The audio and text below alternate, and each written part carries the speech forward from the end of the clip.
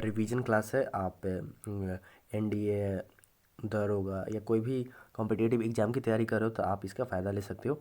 ये खानजीस research centre का official वो जो पीडीएफ है उससे मैं आपको रिवीजन करवा रहा हूँ। तो चलिए शुरू करते हैं। बंगाल राज्य से आधुनिक अभी भारतीय इतिहास का ये वीडियो चल रहा है।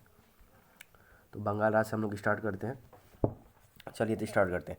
बंगाल राज्य की स्थापना किसने किया था? मुर्शिद कुली खान ने किया था। पहले मैं एक बार पीडीएफ को पढ़ दे रहा हूँ। बंगाल राज्य की स्थापना मुर्शिद कुली खान ने किया। इन्होंने अपनी राजधानी मुर्शिदाबाद को बनाया था।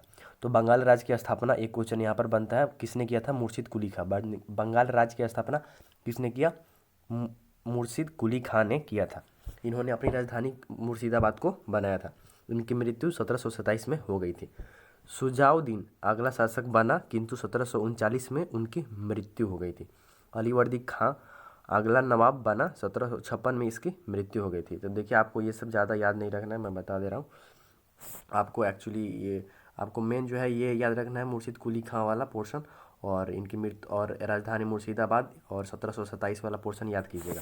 बंगाल राज्य की स्थापना मुर्शिद कुली खां, बंगाल राज्य की स्थापना मुर्शिद कुली खां ने किया था। इसका मृत्यु 1727 ईस्वी में हो गया था। चलिए उसके बाद देखते हैं, आगे देख लेते हैं। अगला शासक याद कर लीजिएगा सुजाउद्दीन, उसके अगला शासक बस याद कीजिएगा अलीवर्दी खां, ज़्यादा नहीं। अब आगे देखते हैं, आपको इसमें से ज़्यादा याद नहीं करना, मेन मेन पॉइंट याद करना है। देखिए, फिर अगला शासन सिराजुद्दौला। सबसे पहला शासन कौन था, एक बार फिर से देख लेते हैं। सबसे पहला शासन मुर्शिद कुली खां, पहला शासन बंगाल का पहला शासक मुर्शिद कुली खां, दूसरा का सुजाउद्दीन, तीसरा का अलीवर्दीन खां, चौथा सुजाजुद्दौला। चार था कौन कौन? मुर्शिद कुली खां पहला, दूसरा का सुजाउद्दीन, तीसरा का अलीवर्दी खां, चौथा सिराजुद्दौला। तो आपको मेन मेन पॉइंट याद करना है। बंगाल की स्थापना पहले मुर्शिद कुली खां। बंगाल की स्थापना किसने किया था? मुर्शिद कुली खां, राजधानी मुर्शिदाबाद। दूसरा का शासक सुजाउद्दीन, तीसरा का शासक अलीवर्दी खां, चौथा शासक सिराजुद्दौला। अब आपको शायद याद हो गया होगा, तो हम लोग आगे बढ़ते हैं। चलिए, तो सिराजुद्दौला को अपने ही परिवार में घसीटी बेगम से विवाद था, साथ ही साथ अपने पड़ोसी राज वल्लभाचार्य से भी विवाद था। इसी विवाद का फायदा उठाकर अंग्रेजों ने बंगाल के क्षेत्र में किला बनवाना प्रारंभ किया। इस फोर्ट विलियम किला का प्रधान अधिकारी रोजर ड्रैक था। तो यहाँ से भी एक इम्पॉर्टेंट क्वेश्चन बन जाता है, वो आपका ये बनता है कि सिराजुद्दौला को घसीटी बेगम से विवाद था, ये भी एक इम्पॉर्टेंट क्वेश्चन बन जाता है। साथ में आप ज़्यादा याद नहीं कीजिएगा, यहाँ से याद कीजिएगा कि यहाँ पर कौन सा किला बनाया गया था? Fort William. कौन सा किला? Fort William. कौन सा किला का क्या नाम था? Fort William. Fort William. Fort William. Fort William का प्रधान अधिकारी रोजर ड्रैक, वो इतना इंपॉर्टेंट नहीं है। फिर से मैं पढ़ दे रहा हूँ।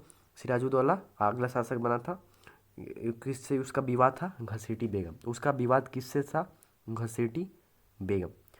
और बंगाल के क्षेत्र में किला बनवाना प्रारंभ किया था, और साथ में इसे फोर्ट विलियम किला का प्रधान अधिकारी रोजर ड्रैक था। अंग्रेजों ने कौन सा किला बनवाया बंगाल में जब सिराजुद्दौला मौजूद था? फोर्ट विलियम का किला। फोर्ट विलियम का किला कब बनाया गया था? सिराजुद्दौला के टाइम पर फोर्ट विलियम का किला बनाया गया था। तो फोर्ट विलियम वाला याद रखिएगा, इंपॉर्टेंट बनता है। मैं फिर से एक बार रिवीजन करवा दे रहा हूँ। पहला शासक मुर्शिद कुली खां, पहला शासक मुर्शिद कुली खां। दूसरा शासक सुजाउद्दीन, पहला मुर्शिद कुली खां, सुजाउद्दीन, तीसरा अलीवर्दी खां, चौथा सिराजुद्दौला। सिराजुद्दौला को घसीटी बेगम से विवाद था, और बंगाल के क्षेत्र में अंग्रेजों ने किला बनवाया था फोर्ट विलियम इसी के टाइम में। चलिए अब आगे चलते हैं। चलिए अब आगे बढ़ते हैं। सिराजुद्दौला ने अचानक किला पर हमला कर दिया और वहां से 146 लोगों को पकड़ के कलकत्ता के चंद नगर नामक स्थान पर एक छोटे से घर में कैद कर दिया, जिसमें 123 लोगों की मृत्यु हो गई और मात्र 23 ही जीवित बचे। इस घटना को काल कोठरी की घटना के नाम से जाना जाता है। इस घटना की जानकारी इतिहासकार हॉर्नवेल ने दिया, क्योंकि वहीं भी इसी 146 लोगों में से थे जो कैद किए गए थे। मैं बता दे रहा हूँ, मतलब ये जो सिराजुद्दौला को जब पता चला कि उसके राज्य में, मतलब बंगाल में फोर्ट विलियम का किला बनाया गया, तो इसलिए शायद उसको गुस्सा आया होगा, उसने हमला कर दिया अंग्रेजों पर और 146 लोगों को पकड़ के कलकत्ता, कितने लोगों को पकड़ था? 146। कौन सा? चंद नगर नामक स्थान पर एक छोटे से घर में कैद कर लिया था। एक छोटे से घर में कैद कर लिया था। अब उसमें से कितने लोगों की मृत्यु हो गई थी? 123 की मृत्यु हो गई थी। कितने की? 123। कितने की मृत्यु हो गई थी? 123 की मृत्यु हो गई थी और 30 जीवित बचे थे। कितने जीवित बचे थे? 30 जीवित बचे थे। इस घटना को हम लोग क्या कहते हैं? Black hole. याद रखिए, ये इंपॉर्टेंट क्वेश्चन आता है। ज़्यादा नहीं, बस याद रखिए कि सिराजुद्दौला हमला किया था, 146 लोगों को पकड़ा, चंद्रनगर नामक स्थान पर डाल दिया कैद में। 130 की ख़त्म हो गया सब, 130 को मर गया और 30 को बचल था। और इस घटना को काल कोठरी, मतलब मेन टॉपिक ये है कि सिराजुद्दौला, याद रखिएगा कि 106 लोगों को पकड़ा था। इस घटना को क्या कहा जाता है? काल कोठरी। काल कोठरी। और इसका मतलब इसकी जानकारी किसने दिया था? इतिहासकार हॉर्नबिल। इसकी जानकारी किसने दिया था? इतिहासकार हॉर्नबिल। क्यों क्यों कैसे दिए थे? क्योंकि वो भी उन 146 लोगों में मौजूद थे। तो आशा करता हूँ ये सब याद हुआ होगा। चलिए एक बार फिर से थोड़ा सा देख लेते हैं। मेन में मैं आपको पॉइंट बस याद करवाऊंगा। बंगाल की स्थापना मुर्शिद कुली खां, दूसर का शासक शुजाउद्दौला, तीसर का अलीवर्दीन खां, चौथा सिराजुद्दौला। सिराजुद्दौला को घसेटी बेगम से लड़ाई था। फोर्ट विलियम किला बनवाया गया था इसी के टाइम में, अंग्रेज बनवा दिया था सब। सिराजुद्दौला 146 लोगों को पकड़वा के कलकत्ता के चंद्रनगर नामक स्थान पे ठेल दिया एकदम जेल में। 123 लोगों की मृत्यु हो गई थी उसमें, 23 को बचल था। घटना को काल कोठरी कहा जाता है। इसका जानकारी कौन दिया था? हॉर्नबिल। इसका जानकारी कौन दिया था? हॉर्नबिल। हॉर्नबिल। इसका जानकारी हॉर्नबिल। क्यों? क्योंकि वो भी 146 लोगों में मौजूद थे। चलिए अब आगे चलते हैं। सिराजुद्दौला को हराने के लिए मद्रास का गवर्नर लॉर्ड क्लाइव बंगाल आया। तो जो सिराजुद्दौला को हराने के लिए मद्रास का गवर्नर कहाँ आया था? बंगाल आया था। और उसने सिराजुद्दौला के सेनापति मीर जाफर तथा कोषाध्यक्ष राय दुर्लभ को मिला लिया। तो क्या हुआ? अब सिराजुद्दौला को हराने के लिए मद्रास का गवर्नर लॉर्ड क्लाइव, गवर्नर का नाम क्या था? Lord Clive. मतलब यहाँ से थोड़ा सा इंपॉर्टेंट है, बंगाल का पहला गवर्नर कौन था? Robert Clive. बंगाल का पहला गवर्नर, ये यहाँ से याद कर लीजिएगा, रॉबर्ट क्लाइव था। और उसने सिराजुद्दौला के सेनापति, तो यहाँ पर सिराजुद्दौला के सेनापति का यहाँ पर एक और इम्पोर्टेंट बनता है, कौन नाम क्या था? मीर जाफर। सिराजुद्दौला के सेनापति का नाम क्या था? मीर जाफर। सिराजुद्दौला के सेनापति का नाम मीर जाफर। और कोषाध्यक्ष का नाम राय दुर्लभ। तो ये दोनों को मिला लिया था। किसने मिला लिया था भाई? Robert Clive. देखो, तो रॉबर्ट क्लाइव ने इन दोनों को मिला लिया था। किसको किसको मिलाया था? तो एक तो उसका जो सेनापति मीर जाफर था और साथ साथ में कोषाध्यक्ष मतलब वित्त मंत्री राय दुर्लभ को मिला लिया था। आगे चलते हैं। 23 जून 1757 को पश्चिम बंगाल राज्य में हुगली नदी के किनारे पलासी नामक स्थान पर पलासी का युद्ध हुआ था। इस युद्ध में सिराजुद्दौला मीर जाफर के कहने पर युद्ध से पहले ही लौट रहा था, जिसकी रास्ते में हत्या कर दी गई। और युद्ध के मैदान में मीर जाफर चुपचाप अंग्रेज के साथ देता रहा और अंग्रेज जीत गए। तो एक्चुअली ये लड़ाई 1757 का आपको बहुत ज़्यादा इंपॉर्टेंट क्वेश्चन है एकदम, ये तो आपको याद होना चाहिए। 23 जून 1757 को इसको पलासी की युद्ध के नाम से जाना जाता है। बचपन से आप लोग इसको पढ़ रहे होंगे। ये कहाँ हुआ था? हुगली नदी के पास, बंगाल में। पश्चिम बंगाल है तो वहाँ पर नदी कौन सा है? पश्चिम बंगाल में हुगली। तो आप ऐसे याद कर लीजिएगा। और मीर जाफर था, मीर जाफर तनी धोखाबाज था, पूरा धोखाबाज था मीर जाफर। तो मीर जाफर मिल गया अंग्रेज से, जैसे यहाँ पर हम लोग पढ़े थे। और रॉबर्ट क्लाइव था, रॉबर्ट क्लाइव से मिल गया था कौन कौन? मीर जाफर को मिला लिया था, साथ में राय दुर्लभ को मिला लिया था। और जो मीर जाफर था वो सिराजुद्दौला के क्या था? सिराजुद्दौला के वो था सेनापति। तो अब जब सेनापति जब मिल गया तो अब फिर गड़बड़ हो जाता है, पूरा गेम पलट जाता है, खेल पलट जाता है और सिराजुद्दौला इसको हार जाता है और अंग्रेज के ये साथ देता है मीर जाफर। तो अंग्रेज सब जीत जाता है और ये सिराजुद्दौला का टीम हार जाता है। तो मैंने यहाँ से ज़्यादा इसे फालतू नहीं याद रखना है। बस 23 जून 1757 को क्या पलासी का युद्ध हुआ था और बंगाल राज्य के हुगली नदी में मीर जाफर इसमें धोखा किया, साथ साथ में और क्या हुआ, और ज़्यादा नहीं हुआ, अंग्रेज जीत गया सब। चलिए अब आगे चलते हैं।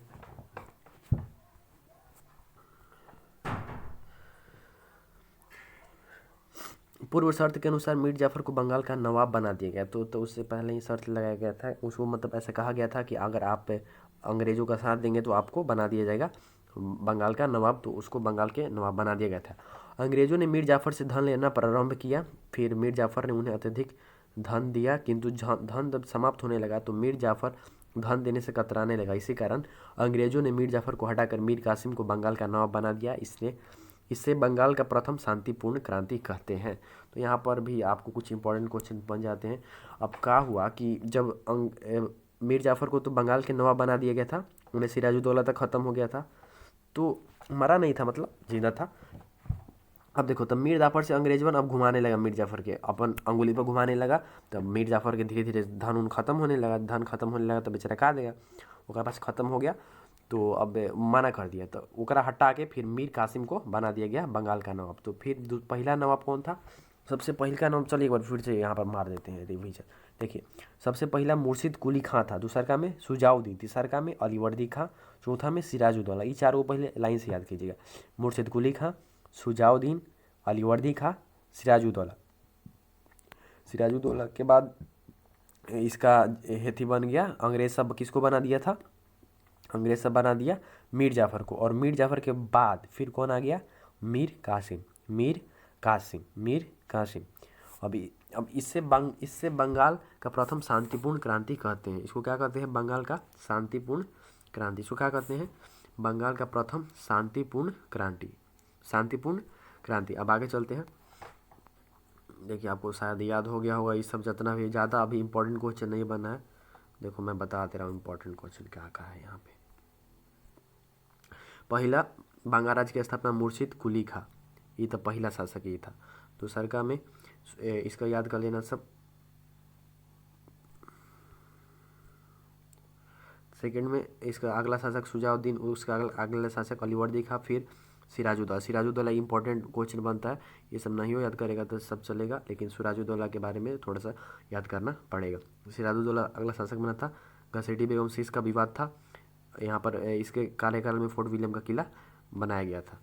साथ साथ में सिराजुद्दौला 146 लोगों को पकड़ के कलकत्ता के चंद नगर नामक स्थान में जेल में कुचवा दिया था। फिर 123 लोगों की मृत्यु हो गया था, 23 को जिंदा बचा था। ब्लैक होल इसको कहा जाता है, काली कोठरी। इसमें हॉर्नवेल इतिहासकार था, जिसको कि इस सब जानकारी का खबर दिया था, इससे मतलब दिया था। चलिए आगे चलते हैं। सिराजुद्दौला को हराने के लिए मद्रास का गवर्नर लॉर्ड क्लाइव का रॉबर्ट क्लाइव और उस मिला लिया किसको सिराजुद्दौला के सेनापति मीर जाफ़र। किसको मिला लिया था? उसका सेनापति मीर जाफ़र के और राय दुर्लभ के, मीर जाफ़र के, राय दुर्लभ के। ज़्यादा इंपॉर्टेंट 5-6 क्वेश्चन नहीं बन रहा है अभी। चलिए आगे चलते हैं। फिर 23 जून 1757 प्लासी का युद्ध याद रखिएगा। प्लासी का युद्ध 23 जून 1757, प्लासी का युद्ध 23 जून 1757 को हुआ था। इसमें अंग्रेज जीत गया। इसमें कौन जीता? अंग्रेज। हार गया कौन? ये सब हार गया था, सिराजुद्दौला हार गया था। कहे हार गया था? कह के कर जो हेथी था धोखा दे दिया। कौन धोखा दे दिया था इसका? अरे क्या कहा था, हाई धोखा दे दिया, अरे सेनापति इसका धोखा दे दिया था। चलो आगे चलते हैं।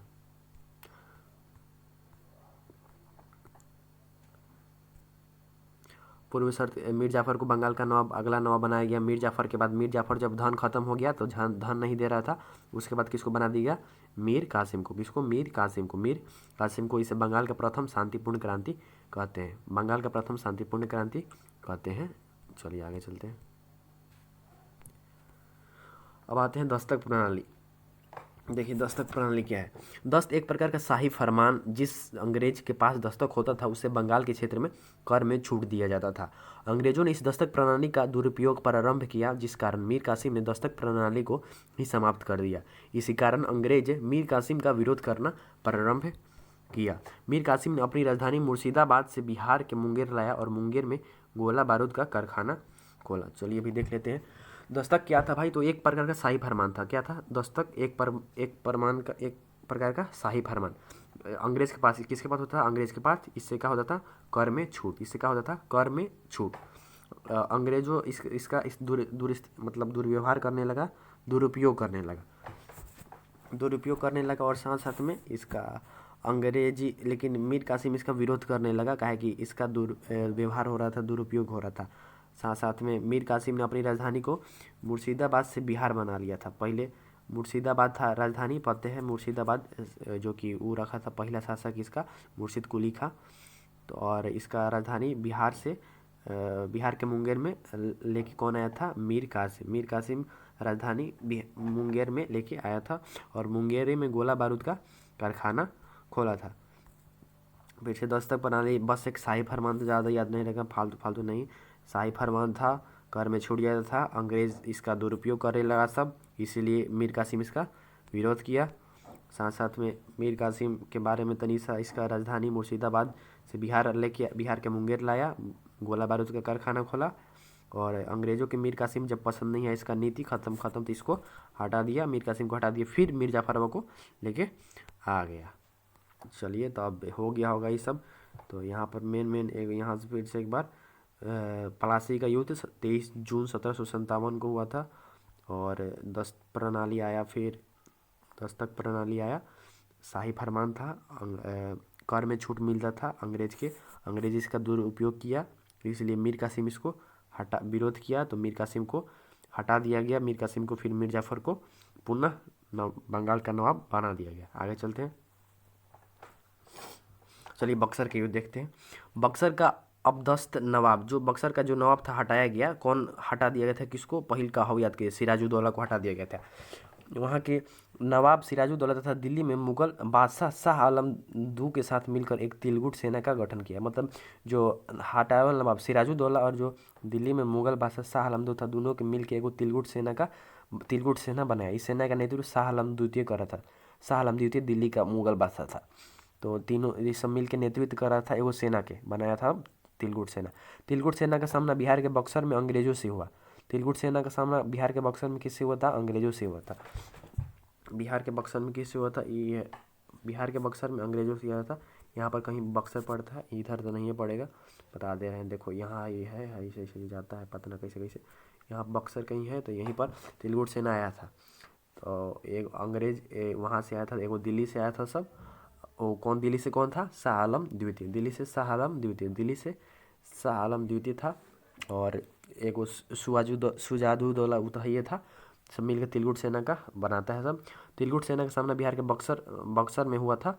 अंग्रेजी सेना का नेतृत्व एक कुशल सेनापति हेक्टर मुनरो कर रहा था। अब यहाँ पर तो हेक्टर मुनरो था, याद रखिएगा, इंपॉर्टेंट क्वेश्चन बनता है। मतलब बक्सर का युद्ध में क्वेश्चन क्या पूछेगा कि बक्सर का युद्ध में अंग्रेजी सेना का नेतृत्व कौन कर रहा था? Hector Munro. और शाह आलम द्वितीय कर रहा था ये तिलगुट सेना का नेतृत्व। तो इंपॉर्टेंट क्वेश्चन बन जाता है। तिलगुट सेना का नेतृत्व शाह आलम द्वितीय, बक्सर का युद्ध का अंग्रेजी सेना का नेतृत्व हेक्टर मुनरो कर रहा था।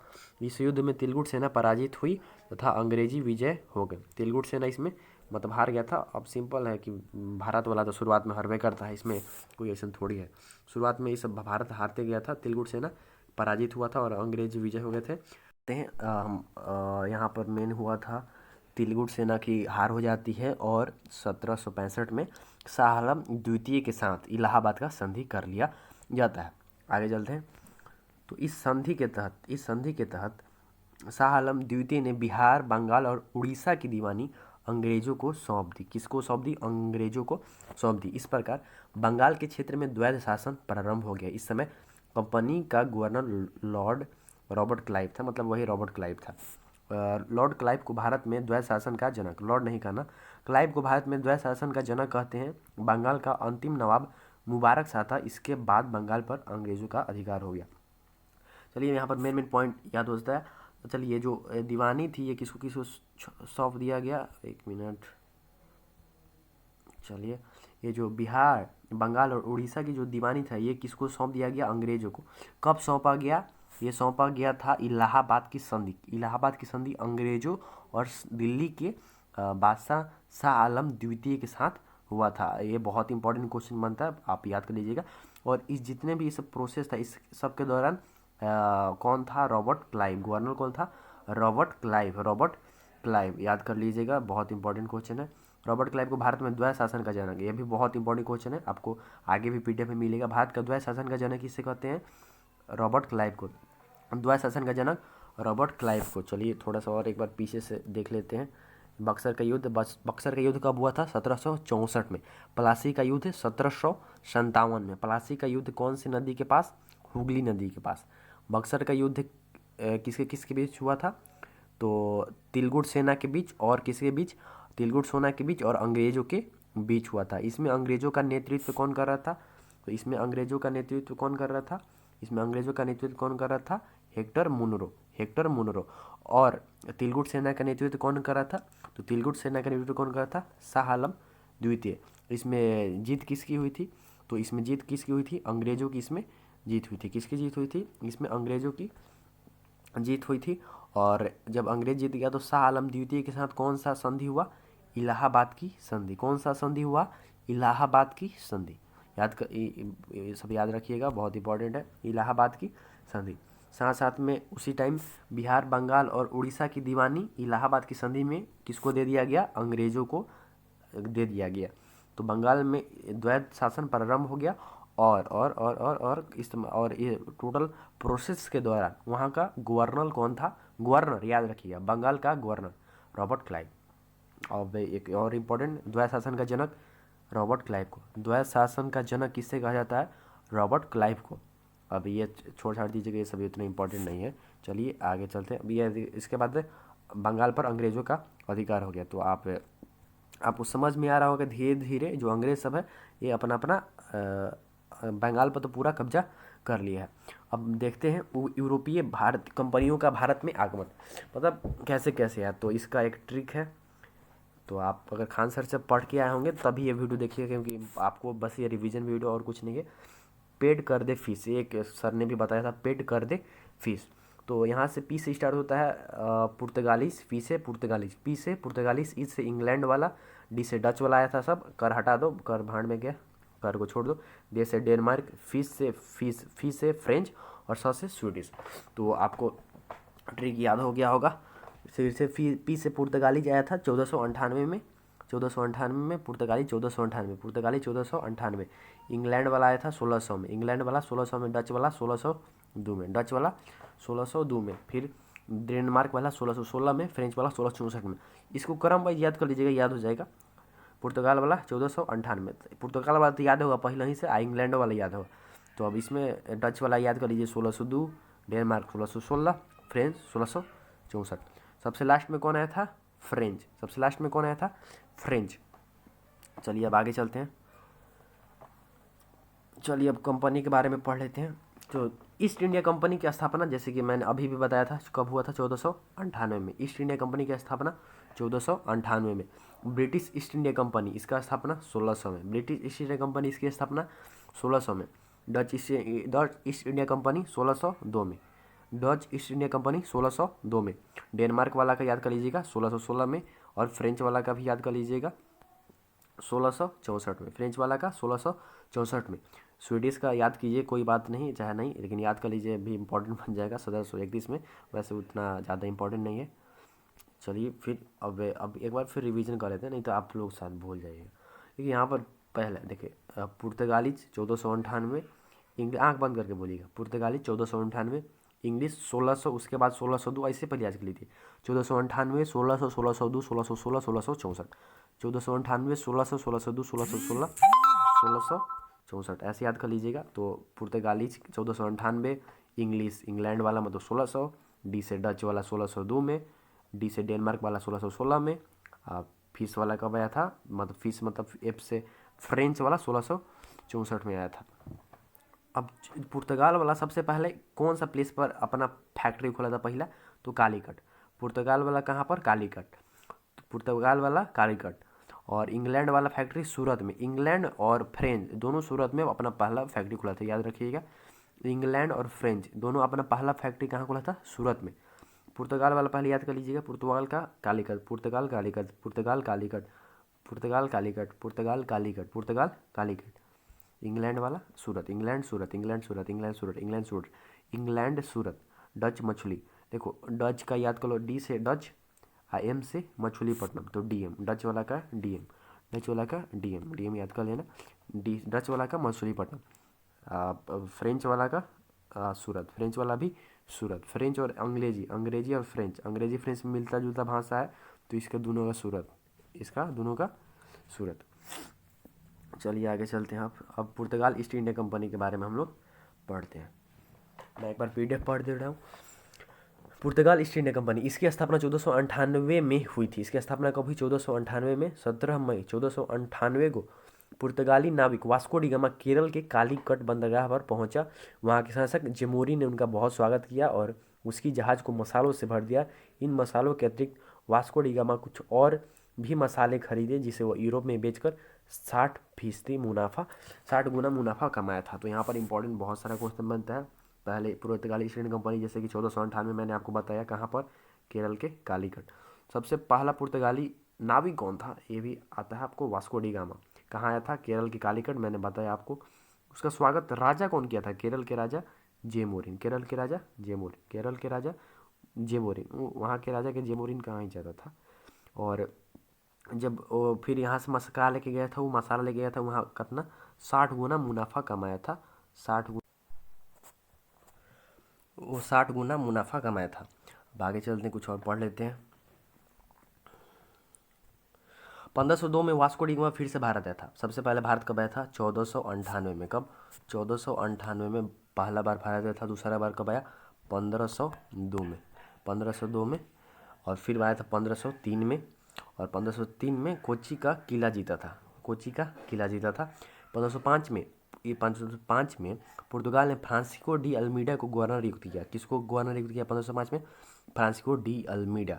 अल्मोड़ा नौसेना को मजबूत करने के लिए ब्लू वाटर पॉलिसी, ये इंपॉर्टेंट क्वेश्चन बनता है। क्या क्या कि कौन सा ब्लू वाटर पॉलिसी को किसने लाया था, Francisco de Almeida. Blue water policy को कौन लाया था, Francis de Almora. Blue water policy Francis de Almora. पहला पुर्तगाली नाविक जो भारत आया था कौन था, वो वास्को डी गामा। कहाँ आया था, केरल में, केरल में कहाँ, कालीकट बंदरगाह पर। उसका स्वागत कौन किया था, जेमोरिन। यहाँ से कहाँ लेके गया, मसाला, मसाला बेचा, कितना, 60 गुना मुनाफा कमाया। दूसरा का बार 1502, पहल का बार 1498, दूसरा का बार 1502, तीसरा का बार 1503। फिर 1505 में कौन आया था, पुर्तगाल के फ्रांसिस्को दी अल्मीडा नया गवर्नर आया था। वो नौसेना को मजबूत करने के लिए ब्लू वाटर, इसका ट्रिक है, मतलब का ट्रिक है, नौसेना है मतलब पानी वाला सेना, तो पानी वाला सेना को water policy, blue water policy, simple. तो चलिए आप आगे देखते हैं। चलिए, तो किंतु यह वास्तविक रूप के गवर्नर को पद को नहीं संभाल सका। लेकिन ये जो फ्रांसिस्को दी अल्मीडा था, वास्तविक रूप से गवर्नर को पद को नहीं संभाल सका, और इसीलिए इसके स्थान पर 1509 में, वो 1505 में आया था, और 1509 में कौन आएगा, अल्बुकर्क। ये भी इंपॉर्टेंट क्वेश्चन है। तो पहले देखिए 3 गो हो गया। पहले का वास्को डी गामा था, दूसरा में कौन आया था, दूसरा में आया था आपका, ये कौन था,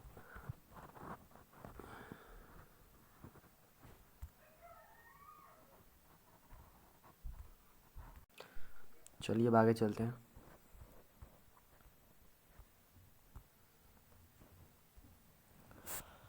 किंतु ये वास्तविक रूप से गवर्नर के पद को नहीं संभाल सका, और फ्रांसिस्को डी अल्मीडा के बारे में कहा गया है कि ये नहीं संभाल सका, और 1509 ईस्वी में पुर्तगाली गवर्नर नियुक्त किया गया है, किसको, अल्बुकर्क। तो इंपॉर्टेंट क्वेश्चन बनता है। देखिए अभी तक 3 हुए, कौन कौन, पहला था Vasco D gamma, Vasco D gamma पहला था। दूसरा का कौन था, पहले का Vasco D gamma, Francisco de Almeida, Francisco de Almeida.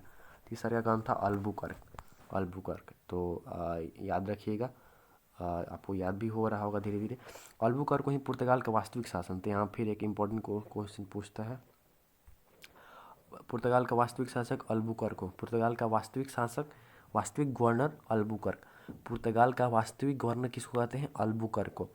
पुर्तगाल का वास्तविक गवर्नर, ब्लू वाटर पॉलिसी कौन लाया था, ब्लू वाटर पॉलिसी उसका था Francisco de Almeida, Francisco de Almeida, Francisco de Almeida, blue water policy, FDABWP याद रख लीजिएगा। Francisco de Almeida blue water policy, Francisco de Almeida, यहाँ से BF याद कर लीजिएगा, blue water policy Francisco de Almeida. आगे चलते हैं। जो अब अल्बुकर्क, पुर्तगाल का वास्तविक गवर्नर, पुर्तगाल का वास्तविक गवर्नर कौन था, अल्बुकर्क। पुर्तगाल का वास्तविक गवर्नर कौन था, अल्बुकर्क, ये याद रखिएगा, इंपॉर्टेंट है। और इसने बीजापुर के शासक से गोवा जीता था। और किस एक कौन सा जीता था, गोवा को जीत लिया था, किसका, बीजापुर के शासक से गोवा को जीता था। इसका विजयनगर शासक कृष्णदेव राय के साथ इसका बहुत बढ़िया संबंध था, किसके साथ, कृष्णदेव राय के साथ इसका बहुत बढ़िया संबंध था। तो अभी आगे चलते हैं। अल्बुकर्क ने पुर्तगालियों की संख्या बढ़ाने के लिए पुर्तगालियों को भारतीय महिलाओं से शादी करने के लिए प्रेरित किया। पुर्तगाली सबसे पहले भारत आए थे और सबसे बाद में भारत छोड़कर गए थे, याद रखिएगा। पुर्तगालियों ने ही भारत में सर्वप्रथम तंबाकू तथा आलू की खेती, तंबाकू और आलू की खेती प्रारंभ की थी। भारत में सर्वप्रथम 1556 ईस्वी में गोवा में प्रिंटिंग प्रेस, तंबाकू, आलू सबसे पहले आया, सबसे लास्ट में गया। आगे आगे आगे और इंडोनेशिया से व्यापार करने में रुचि रखते थे। तो क्या हुआ, सबसे पहले तो प्रिंटिंग प्रेस की स्थापना पहला बार 1516 में गोवा में।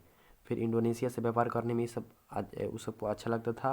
और साथ में सबसे पहले आया था भारत में 1498 में आया था, 1498 में आया था। और 1961 में छोड़ के गया था तंबाकू आलू की खेती, ये सब स्टार्ट किया। 1556 में प्रिंटिंग प्रेस की स्थापना, 1556 पूछता है 1556 में प्रिंटिंग प्रेस की स्थापना पुर्तगालियों ने किया था। पुर्तगाली सबसे पहले भारत आया था और सबसे बाद में भारत को छोड़कर गया था। पुर्तगाली सबसे पहले भारत आया था और सबसे बाद में भारत को छोड़कर गया था। और साथ में एक बार फिर से बता दे रहा हूँ, वास्तविक शासक पुर्तगाल का वास्तविक गवर्नर अल्बुकर्क बीजापुर के शासक से गोवा जीता था। कृष्णदेव राय के साथ अच्छा संबंध था। अल्बुकर्क ने पुर्तगालियों की संख्या बढ़ाने के लिए क्या किया, भारतीय महिला से शादी, सबसे पहले आया सबसे लास्ट में गया। तंबाकू और आलू की खेती, गोवा में प्रिंटिंग प्रेस की स्थापना, इंडोनेशिया से व्यापार करने में रुचि। तो ये हो गया है आपका, क्या हो गया है, पुर्तगालियों के बारे में जितना भी था ये सब हो गया। एक बार फिर से बता दे रहा हूँ इम्पोर्टेंट में। चलिए एक बार रिवीजन कर लेते हैं। पुर्तगाल ईस्ट इंडिया कंपनी की स्थापना 1498 को, कब, 1498 17 मई 1498 को सबसे पहले वास्को डी गामा आया था पुर्तगाली नाविक, कहाँ, कालीकट बंदरगाह पर। स्वागत कौन किया, जेमोरिन। मसाला से जहाज भर गया, 60 गुना मुनाफा कमाया। फिर आया 1502 में, फिर आया 1503 में। 1503 में कोची का किला जीता था। फिर 1505 में कौन आया था, Francisco de Almeida, blue water policy. याद करने का तरीका, Francisco de Almeida blue water policy, FBF ऐसे फेसबुक या कुछ ऐसे याद कर लीजिएगा कुछ। चलिए आगे चलते हैं। लेकिन वास्तविक रूप से गवर्नर नहीं था। वास्तविक रूप से गवर्नर कौन बना, अल्बुकर्क। वास्तविक गवर्नर अल्बुकर्क बीजापुर के शासक से गोवा जीता था। कृष्णदेव के साथ इसका अच्छा संबंध था। साथ में इसने पुर्तगालियों को प्रेरित किया भारतीयों में शादी करने के लिए। पुर्तगाली सबसे पहले आया था, सबसे लास्ट में भारत छोड़ के गया था। तंबाकू और आलू की खेती यही आरंभ किया था। 1556 में गोवा में प्रिंटिंग प्रेस की स्थापना पहला बार। इंडोनेशिया से व्यापार करने में ये सब रुचि रखते थे। पुर्तगालियों का खत्म हो गया। अब हम लोग आगे चलते हैं डच ईस्ट इंडिया कंपनी के बारे में। चलिए, डच ईस्ट इंडिया कंपनी 1602 याद रखिएगा, उसका 1498, इसका 1602। पेड कर दे फिश भी याद होगा आपको, पेड कर दे फिश। पी से पुर्तगालीज, ई से इंग्लैंड, डी से डच, पेड कर दे, दे से डी से डेनमार्क, एफ से फ्रांसीसी, स से स्वीडन। आपको याद होगा, मैं फिर आपको एक बार दिखा दे रहा हूँ, देख लीजिए। पेड कर दे fish, Portugal, England, Dutch, Denmark, French, Swedish. Portugal वाला 1498, इंग्लैंड वाला 1600, डच वाला 1602, डेनमार्क वाला 1616, फ्रांस वाला 1664। चलिए तब चलते हैं। चलिए, डच ईस्ट इंडिया कंपनी के, तो इसका 1602 में ये सब आया था सब। और मछलीपट्टनम में अपना व्यापारी कोठी स्थापित किया, कब, 1605 में। कब, 1605 में। ये सब ज़्यादा कन्फ्यूज नहीं होगा, ये सब याद नहीं कीजिए, फिर कन्फ्यूजन हो जाएगा। 1602 बस याद रखिए। मछलीपट्टनम में पहला व्यापारी कोठी कहाँ खोजता है, इसका ट्रिक है डी से डच वाला, कहाँ खोला था पर, मछलीपट्टनम में। तो ज़्यादा इसमें कन्फ्यूज नहीं होगा। पुलकिट में दूसर का और सूरत में तीसर का। तो पहला कोठी कहाँ खोला था, ये सब पहला कोठी खोला था मछलीपट्टनम में, दूसर का कोठी पुलकिट, तीसर का कोठी सूरत, MPS। तो ये याद कर लीजिएगा, MPS। पहला मछलीपट्टनम, दूसर का पुलकिट, तीसर का S से सूरत। मछलीपट्टनम पुलकिट सूरत, मछलीपट्टनम पुलकिट सूरत, मछलीपट्टनम पुलकिट सूरत, मछलीपट्टनम पुलकिट सूरत। डच ईस्ट इंडिया कंपनी कब हुआ था, 1602 में। 1602 पहल का कौन था, पुर्तगाली ईस्ट इंडिया कंपनी, वो कब आया था, 1498। पुर्तगाली east India company 1498, Dutch east India company 1602 में। तो इस समय ज़्यादा कन्फ्यूजन नहीं। चलिए आगे देखते हैं। 1759 के वेदरा के युद्ध में अंग्रेजों ने डचों को पूरी तरह पराजित कर दिया। 1759 के वेदरा के युद्ध में अंग्रेजों ने डचों को पूरी तरह से पराजित कर दिया और उसके सभी व्यापारी कोठियों पर अधिकार कर लिया। इंपॉर्टेंट है, वेदरा के युद्ध 1759। वेदरा के युद्ध 1759 में अंग्रेज ने डच को हरा दिया था। 1759 में अंग्रेजों ने डच को हरा दिया था। तो 1600 में सब आया था, 1759 में मतलब एक के ख़त्म हो गया था, याद रखिएगा।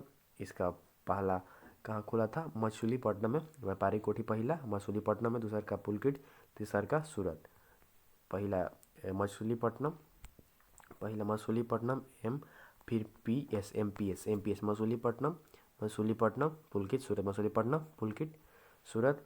1759 के वेदरा के युद्ध में इसको हरा दिया गया था। कब? 1759 के वेदरा का युद्ध में, 1759 के वेदरा का युद्ध में इस सबको हरा दिया गया था और ये सब फिर चल गया था भारत छोड़ के। चलिए अब फिर डेनिस का आते हैं।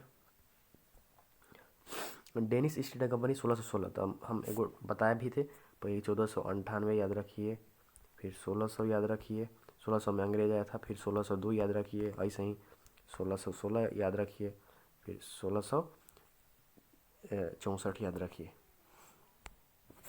बताया था इसे।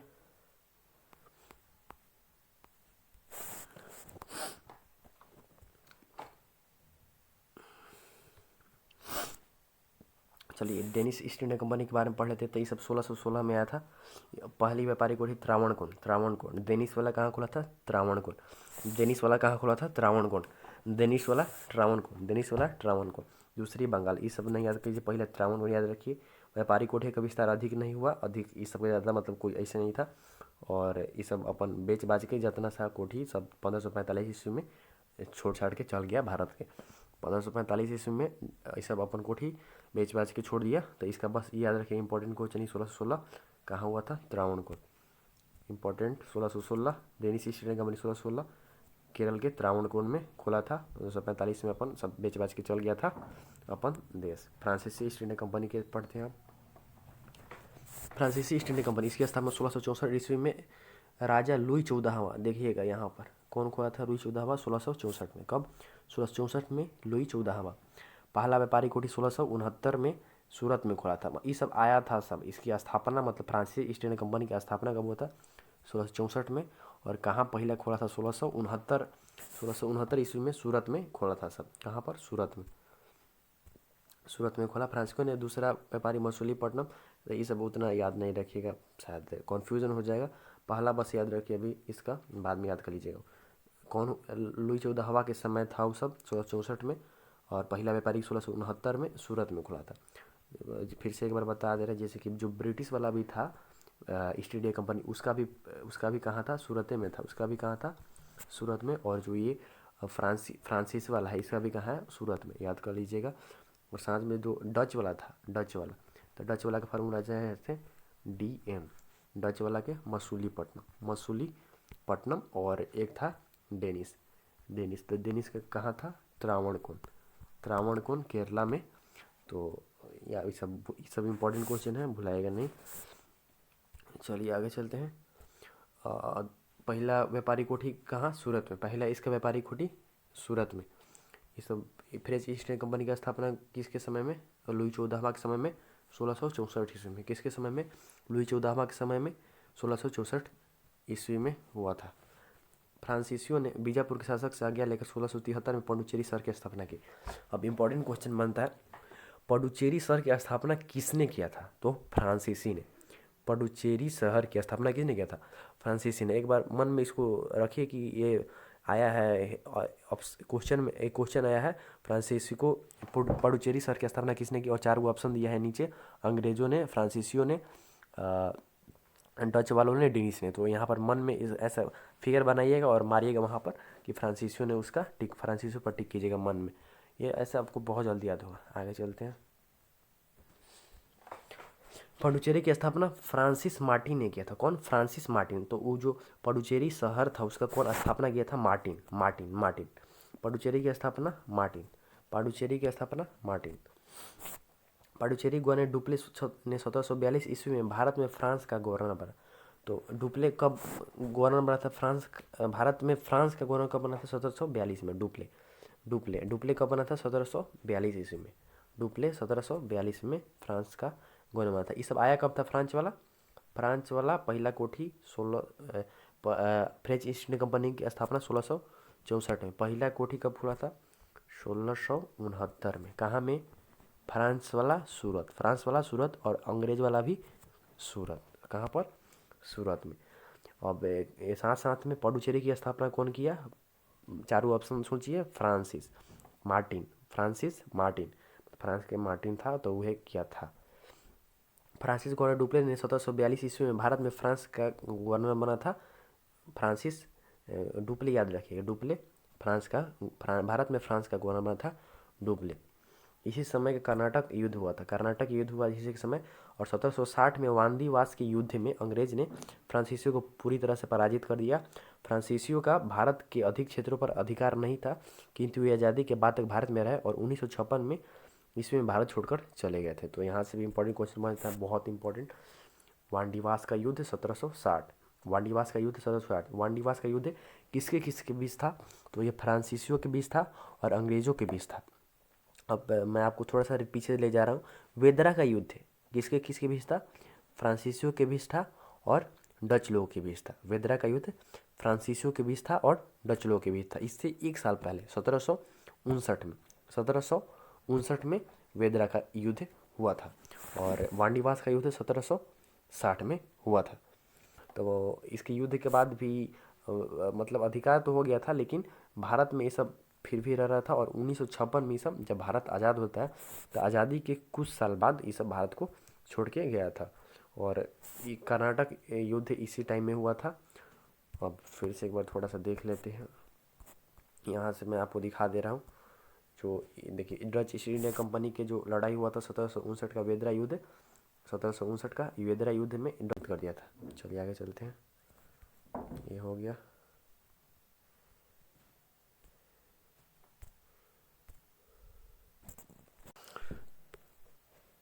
चलिए तो अब आगे चलते हैं, अब चलिए आगे देख लेते हैं। तो अब फ्रांस सब कोई भारत से निकल गया है, अभी स्वीडिश ईस्ट इंडिया कंपनी बचा है। तो इसका याद रखिए 1721 में इसका स्थापना हुआ था। ये सब अपने ही खुद से चल गया, ज़्यादा इसका विस्तार नहीं हुआ। अब मेन आता है British east India company. Main आता है क्या? British east India company. तो इसका 1600 में महारानी एलिजाबेथ ने किया था। कौन इसका स्थापना किया? 31 दिसंबर 1600, बस याद रखिएगा, ज़्यादा नहीं, 1600 याद रखिए। इसका कौन किया था? महारानी एलिजाबेथ। जिस समय ब्रिटिश ईस्ट इंडिया कंपनी की स्थापना हुई, इस समय मुगल गद्दी पर कौन था? अकबर था। मुगल गद्दी पर कौन था? अकबर। 1639 में ब्रिटिश ईस्ट इंडिया कंपनी ने मद्रास को भाड़े पर ले लिया और यहाँ फोर्ट सेंट जॉर्ज का किला बनवाया था। फोर्ट सेंट जॉर्ज का किला बनवाया था, याद रखिएगा। 1651 में अंग्रेजों ने बंगाल के हुबली में अपनी व्यापारिक कोठी खोली थी। अंग्रेजों ने बंगाल के हुबली में अपनी व्यापारिक कोठी खोली थी। तो पहला कोठी इसका कब खोला गया था? याद रखिएगा। पहले तो इस 1600 में इसका स्थापना, ब्रिटिश ईस्ट इंडिया कंपनी का स्थापना 1600 में, ब्रिटिश ईस्ट इंडिया कंपनी की स्थापना कहाँ हुआ था? 1600 में। इसकी उसमें गद्दी पर कौन था? अकबर। गद्दी पर कौन था? अकबर। 1639 में ब्रिटिश ईस्ट इंडिया कंपनी को मद्रास भाड़ा पर ले लिया था। मद्रास कंपनी ने मद्रास को भाड़ा पर लिया था। कब? 1639 में। कौन लिया था 1639 में? British east India company. किसको? मद्रास को भाड़ा पर लिया और यहाँ पर फोर्ट सेंट जॉर्ज का किला बनवाया था। फिर 1651 में बंगाल के हुबली में पहला व्यापारी कोठी खोला था। पहला नहीं, अपना व्यापारी कोठी खोला, पहला तो सूरत में खुला था। 1661 में ब्रिटिश राजकुमार चार्ल्स II का विवाह हुआ पुर्तगाली राजकुमारी कैथरीन से और पुर्तगालियों ने बम्बई बंदरगाह को अंग्रेजों को दे दिया। 1661 में, ये भी टाइम याद रखिए, 1661 में राजकुमार चार्ल्स II का विवाह किसके साथ हुआ था? राजकुमारी कैथरीन से। इसमें पुर्तगाल वाला जो था वो सब बम्बई बंदरगाह किसको दे दिया? अंग्रेज को। पुर्तगाल वाला बम्बई बंदरगाह अंग्रेज को दे दिया, याद रखिए। पुर्तगाल वाला बम्बई बंदरगाह अंग्रेज को दे दिया। केकर शादी हुआ था? चार्ल्स II के कैथरीन से हुआ था। चार्ल्स II के कैथरीन से हुआ था। फिर 1698 में कलकत्ता में फोर्ट विलियम किला का निर्माण प्रारंभ किया। फोर्ट विलियम का जो किला बन रहा था 1698 में इसका निर्माण प्रारंभ किया गया। 1698 में।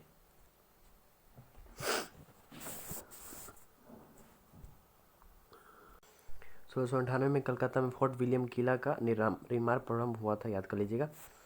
यहाँ पर चार्ल्स II वही राजकुमार बम्बई बंदरगाह को ब्रिटिश ईस्ट इंडिया कंपनी को भाड़े पर दे दिया था। कहाँ पर? भाड़े पर दे दिया था। शादी किसका हुआ था? चार्ल्स II का कैथरीन से, चार्ल्स टू का कैथरीन से हुआ था। और यहाँ पर पुर्तगालियों ने बम्बई बंदरगाह को अंग्रेजों को दे दिया था। कलकत्ता शहर की स्थापना जॉन चार्नॉक ने किया था। कलकत्ता शहर की स्थापना कौन किया था? John Charnock. कलकत्ता शहर की स्थापना किसने किया था? जॉन चार्नॉक ने किया था। अब आगे चलते हैं। 1717 में फारुखसियर ने अंग्रेजों को व्यापारिक छूट दे दिया। इससे अंग्रेजी साम्राज्य का मैग्ना कार्टा कहा जाता है। अंग्रेजी साम्राज्य का मैग्ना कार्टा किसे कहा जाता है? फारुखसियर के टाइम को, जब फारुखसियर ने अंग्रेजों को व्यापारिक छूट दे दिया। जब व्यापारिक छूट दे दिया तो इस सबको अंग्रेजी साम्राज्य के तब मजा हो गया, अब व्यापार में छूट पूरा मिल गया, तो इसे इसलिए अंग्रेजी साम्राज्य का मैग्ना कार्टा। टाइम यहाँ पर याद कर लीजिए 1717, अंग्रेजी साम्राज्य का मैग्ना कार्टा फारुखसियर के टाइम में। 1757 का प्लासी का युद्ध हुआ था। आपको शुरुआत में ही वहाँ पर पढ़े थे 1757 में प्लासी का युद्ध किसके किसके बीच हुआ था। तो ये जो प्लासी का युद्ध था वो अंग्रेजों के बीच हुआ था। अंग्रेज की तरफ से कौन था?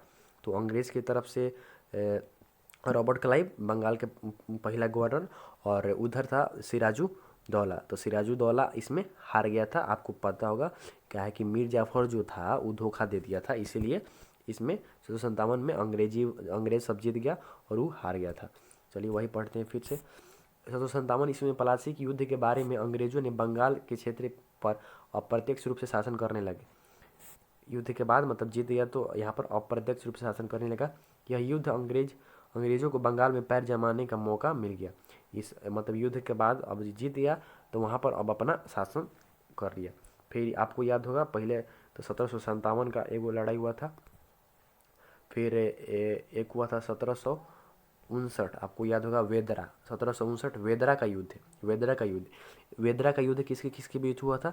तो ये हुआ था फ्रांस डच के बीच, डच और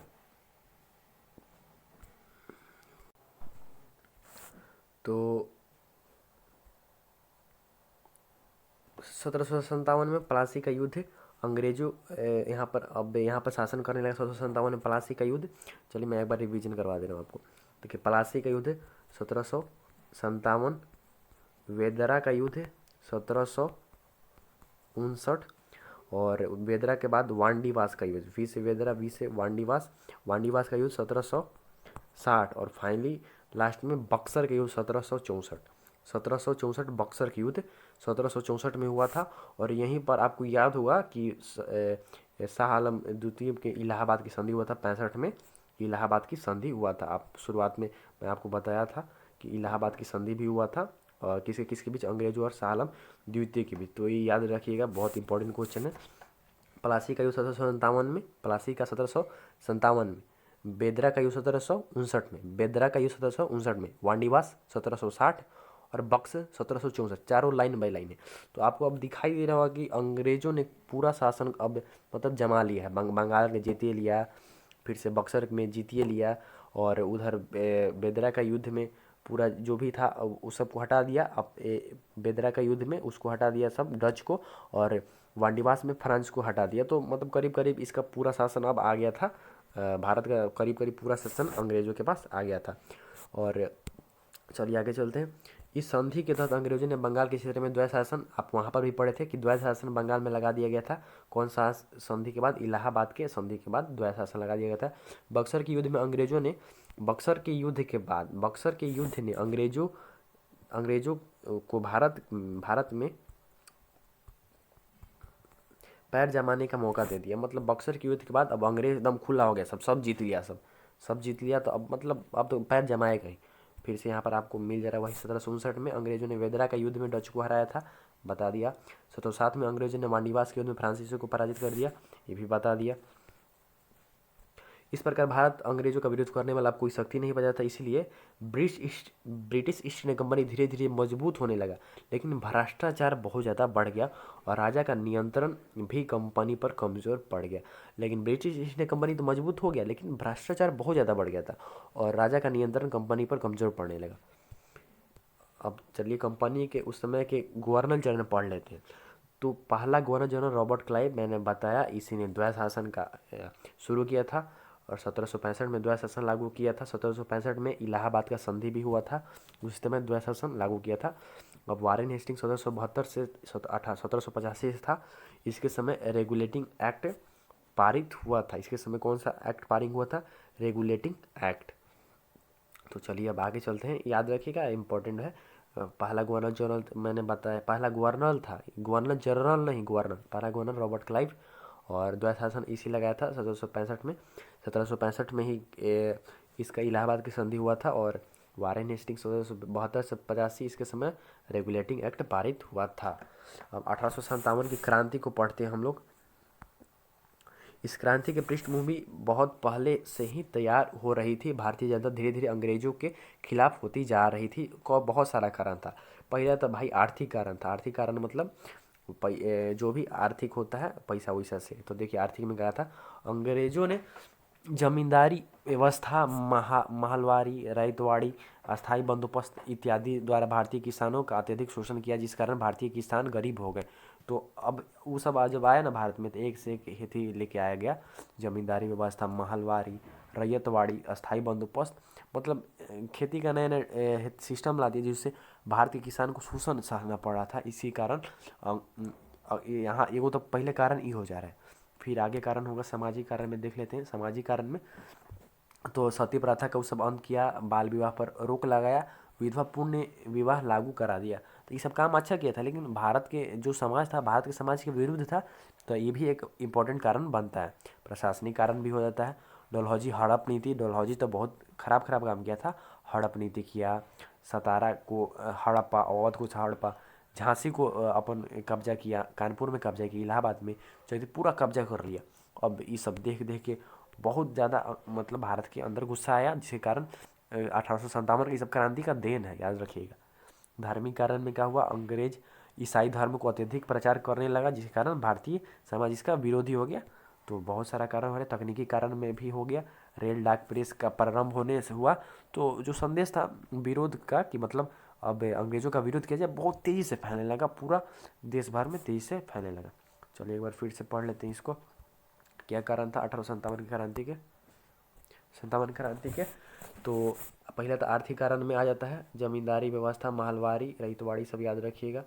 फिर सामाजिक कारण में आपका आ जाता है सती प्रथा, ये सब, मतलब अंग्रेज इसको समाप्त किया। तो भारत के अंदर वो थोड़ा सा गुस्सा है कि हमारा जो रीति रिवाज उसको समाप्त कर रहा है।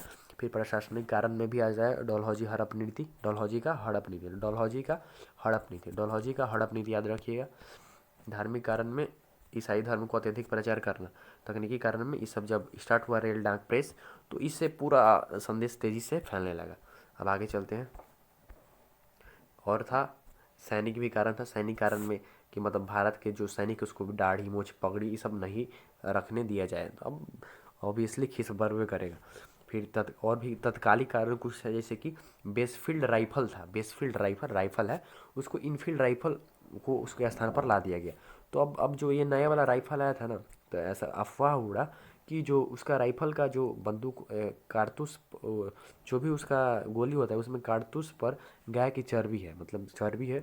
और मुसलमानों को जो मुसलमानों को दिया जाता है उसमें सूअर की चर्बी है। तो इसमें थोड़ा सा धार्मिक यहाँ पर था कि हिंदू गायों को बहुत ज़्यादा चाहते हैं, और मुसलमान को सूअर को मतलब बहुत ज़्यादा ऐसा मानते हैं।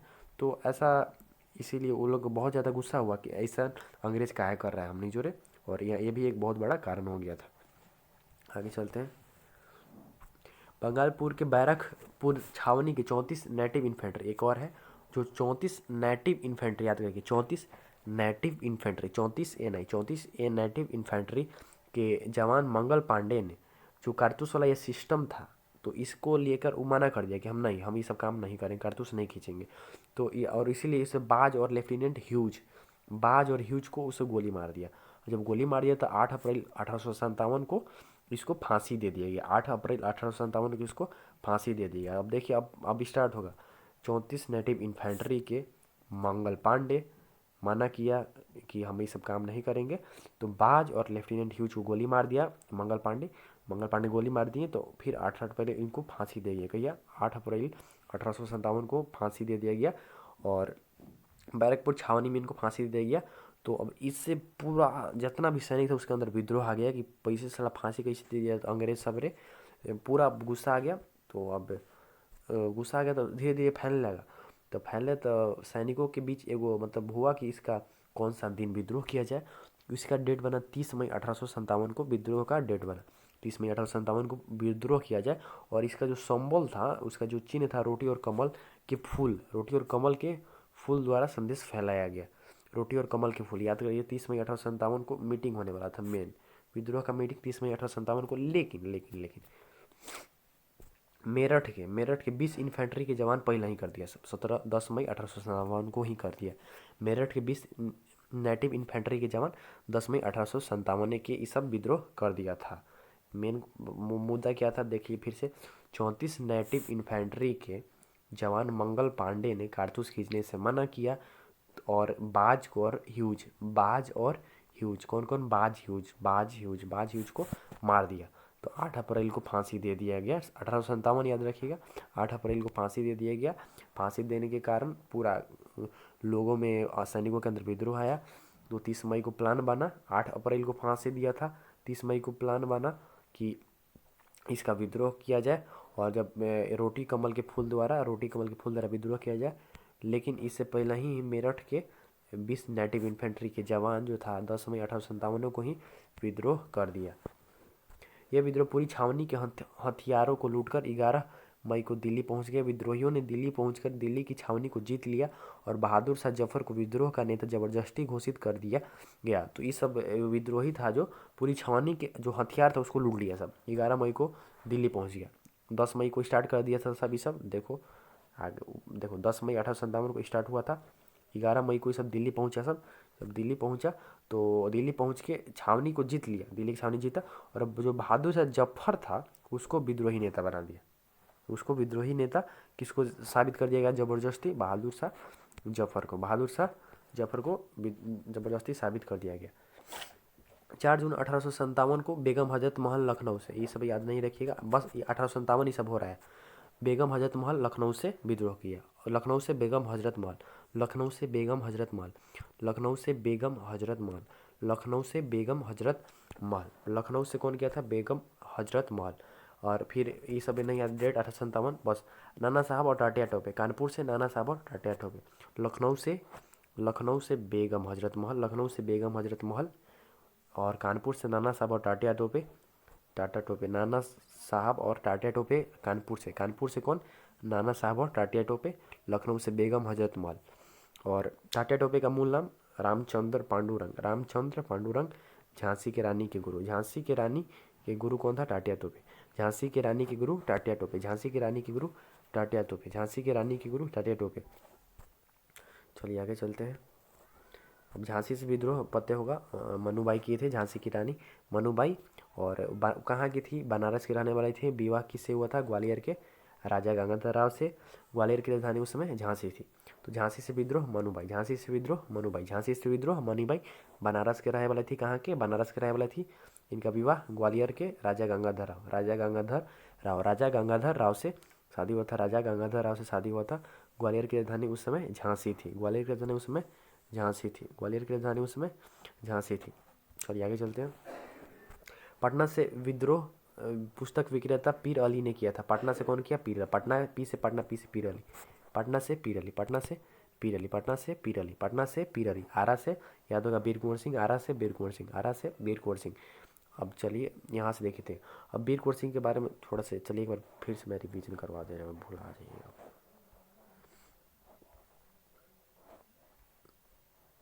देखिए ये सब स्टार्ट हुआ बंगाल से स्टार्ट हुआ था। बैरकपुर छावनी 34 नेटिव इन्फेंट्री के मंगल पांडे जवान कारतूस खींचने से मना करते हैं। तो अंग्रेज सब उस पर खिसियाता है, तो बाज को और ह्यूज को गोली मार देते हैं। 8 अप्रैल को फांसी बैरकपुर छावनी में, बैरकपुर बंगाल के। तो जब इनको फांसी दे दिया जाता है, 30 मई को प्लान बनता है कि अब विद्रोह किया जाए रोटी और कमल के फूल द्वारा। तो लेकिन इससे पहले ही 10 मई को 1857 को मेरठ के 20 नेटिव इन्फेंट्री के जवान हमला कर देता है। यह विद्रोही पूरी छावनी के हथियारों। तो फिर 11 मई को लूटता है, सब दिल्ली में लूटता है और दिल्ली में पहुंच जाता है। दिल्ली में पहुंचता है तो बहादुर शाह जफर को विद्रोही नेता जबरदस्ती घोषित कर दिया जाता है। फिर लखनऊ से बेगम हजरत महल, कानपुर से टाटिया तोपे, और नाना साहब, झांसी से मनुबाई। पुस्तक पटना से पीरली, पटना से पीरली, पटना से पीरली, पटना से पीरली, पटना से पीरली, आजा आरा से बीर कुंवर सिंह, आरा से बीर कुंवर सिंह, आरा के जगदीशपुर से बीर कुंवर सिंह। चलिए अब बीर कुंवर सिंह के बारे में पढ़ते हैं। आरा के जगदीशपुर से बीर कुंवर सिंह ने विद्रोह किया। इन्होंने लिगरांड अंग्रेज के था, 23 अप्रैल 1858 को पराजित कर दिया। इनको लिगरांड को कब पराजित किया? 23 अप्रैल 1858 को। ये सब 1858 को पराजित कर दिया। किंतु कुंवर सिंह के हाथ में गोली लग गई थी, इसीलिए अपना हाथ काट लिए थे, आपको ये सब पता होगा, और उनकी मृत्यु हो गई थी।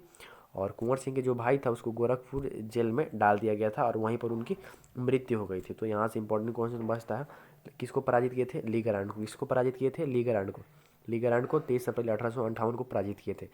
आरा के जगदीशपुर के जमींदार बीर बाबू कुंवर सिंह लिगरांड को पराजित किए 23 अप्रैल 1858 को। हाथ में गोली लग गया, इसलिए हाथ काट दिए, इसलिए इनका मृत्यु हो गया। इनके भाई को गोरखपुर जेल में रखा गया था, आगे पढ़ लेते हैं। और वहीं पर उनकी मृत्यु होती है। बिहार सरकार 23 अप्रैल को विजय दिवस, याद रखिएगा इंपॉर्टेंट, 23 अप्रैल को विजय दिवस। 23 अप्रैल को विजय दिवस कौन मनाता है? बिहार सरकार। 23 अप्रैल को कौन सा दिवस मनाया जाता है? विजय दिवस। अब जो विद्रोह को कौन कौन दबा रहा था? तो दिल्ली से था पहले। दिल्ली का शासक कौन था? बहादुर शाह। वहाँ से उस सब विद्रोह स्टार्ट हुआ था, तो वहाँ से दबाने वाला था निकोलसन हडसन।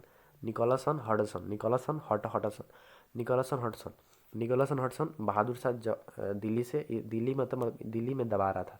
लखनऊ हजरत महल, इसको दबा कौन रहा था? लखनऊ के, देखिए मतलब उत्तर प्रदेश में लखनऊ कानपुर दोनों आता है ना, तो इसका कैंपवेल दबा रहा था। उत्तर प्रदेश में लखनऊ भी आता है, कानपुर आता है, तो इसको दबाने वाला कौन था? कैंपवेल, याद रखिएगा इसे।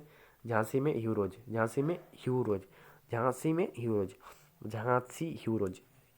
देखिए इलाहाबाद से कौन? लियाकत अली वहाँ से उठाए थे आवाज़।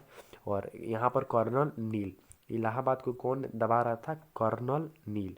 और जगदीशपुर से लिगरांड को तो हराइए दिए थे 1858 में जगदीशपुर में। कुंवर सिंह, देखिए भैया इंपॉर्टेंट पूछता है, एगो क्वेश्चन इससे पूछ देगा। दिल्ली के बहादुर शाह निकोलसन हडसन। लखनऊ में दोनों है, लखनऊ के दोनों जो भी है, लखनऊ कानपुर उत्तर प्रदेश के दोनों कैंपवेल। झांसी के ह्यूरोज। इलाहाबाद के कर्नल नील।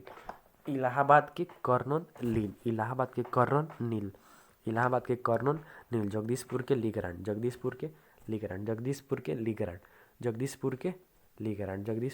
लिगरांड। चलिए आगे चलते हैं, ये सब याद रखोगे यहाँ का। कर्नल नील, लॉरेंस और हैलबेक विद्रोह दबाते समय मारे गए थे। तो देखिए अब विद्रोह में कर्नल नील तो खत्म हो गया था, लॉरेंस भी था तो वो भी खत्म हो गया था, और हैब्लैक। कर्नल नील, लॉरेंस, हैब्लैक, इसको याद रखिएगा, KLH या HLK, आप कैसे याद रखिएगा। कर्नल नील, लॉरेंस, हैब्लैक, NLH, नील, लॉरेंस, हैब्लॉक। मर गया था, कौन कौन मारा था? डेड हो गया था, कौन? नील, लॉरेंस, हैब्लॉक। 1859 में जब टाटिया टोपे पकड़े गए थे तो विद्रोह को पूर्णतः समाप्त।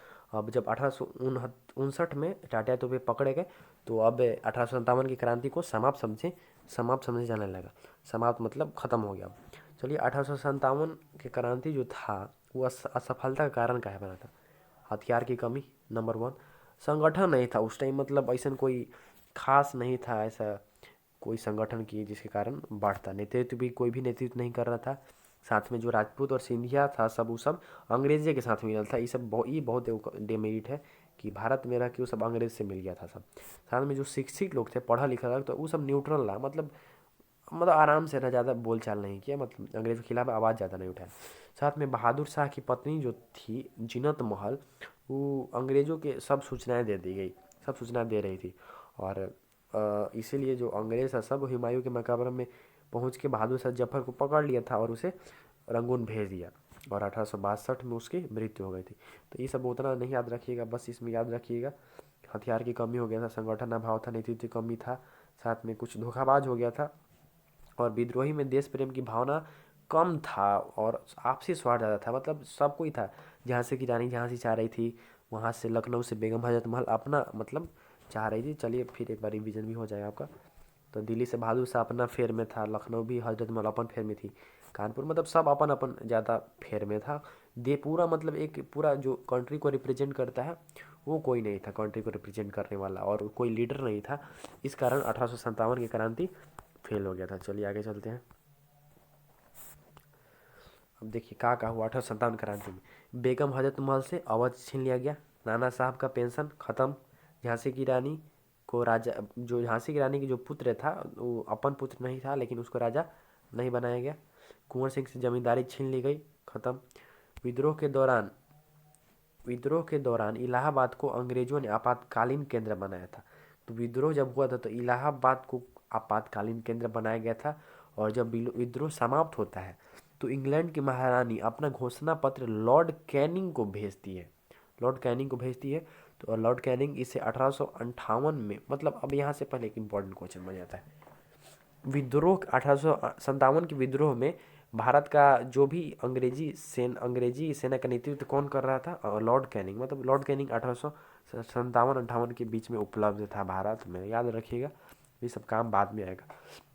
इलाहाबाद में इस पढ़ के सुनाता है। तो इसके अनुसार जो महारानी भेजी थी घोषणा पत्र लॉर्ड कैनिंग को, इसके अनुसार क्या था? तो इसके अनुसार ईस्ट इंडिया कंपनी को समाप्त कर दिया गया और भारत का शासन इंग्लैंड की महारानी को दे दिया गया।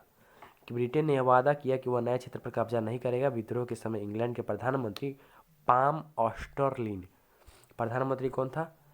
पाम ऑस्टरलिन, पाम ऑस्टरलिन थे, तथा भारत का गवर्नर जनरल लॉर्ड कैनिंग था।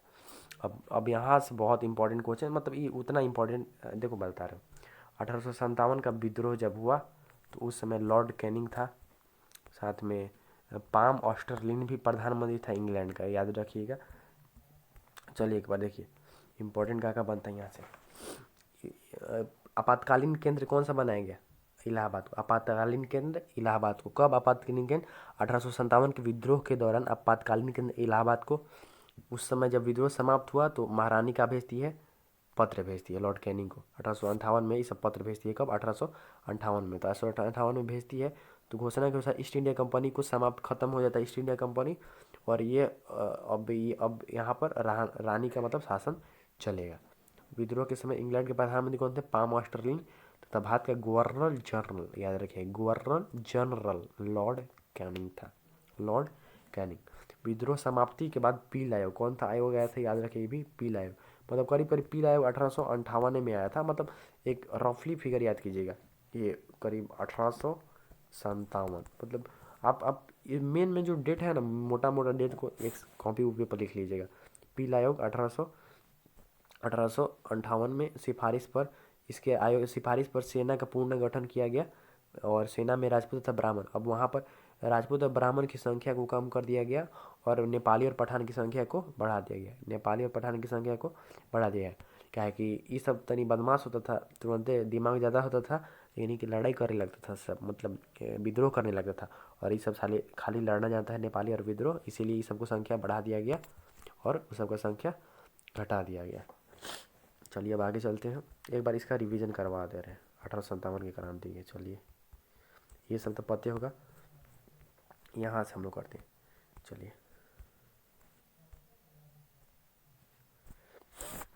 ये सब स्टार्ट हुआ था, वो सब बंगाल के बैरकपुर छावनी 34 नेटिव इन्फेंट्री जवान मंगल पांडे कारतूस का प्रयोग करने से मना करते हैं। तो अधिकारी उनको दबाव बनाता है, तो बाज और ह्यूज को गोली मार देते हैं। 18 अप्रैल को फांसी जब होता है तो सैनिकों के अंदर विद्रोह होता है। 30 मई को प्लान बनता है और रोटी और कमल के फूल द्वारा इसको संबोधित किया जाता है, संदेश फैलाया जाता है। लेकिन मेरठ में 20 नेटिव इन्फेंट्री के जवान 10 मई को स्टार्ट कर देता है। 30 मई को स्टार्ट होना था, 20 दिन पहले ही स्टार्ट कर देता है। ये विद्रोही पूरी छावनी के 11 मई को 11 लूट के दिल्ली पहुंचता है और बहादुर शाह को, जफर को ज़बरदस्ती घोषित कर दिया जाए कि ये विद्रोही का नेता है, मतलब नेता है हमारा विद्रोह का।